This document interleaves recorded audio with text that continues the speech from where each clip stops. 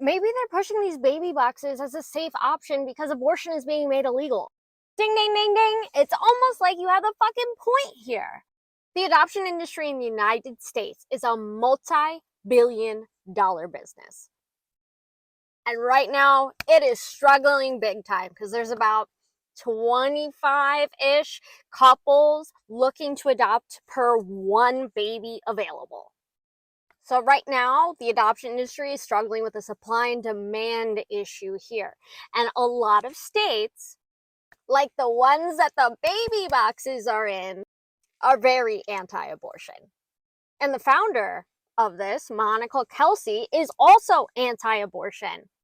And the resources that she directs these mothers to, you guessed it, tend to be anti-abortion. These crisis pregnancy centers have a known history of coercing pregnant women in crisis to place their children for adoption.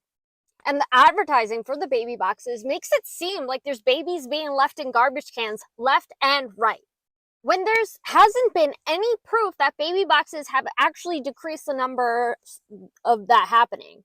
And as you can see from the nonprofit's tax report, which is available to the public, there has been a literal handful of babies actually placed in these boxes.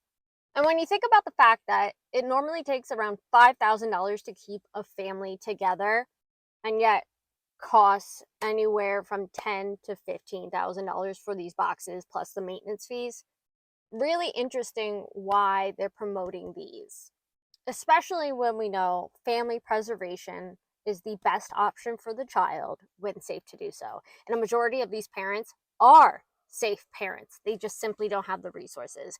And if you don't believe me, read the book Relinquished. Gretchen Sisson wrote this whole entire book that goes over the studies that she did with hundreds of birth parents.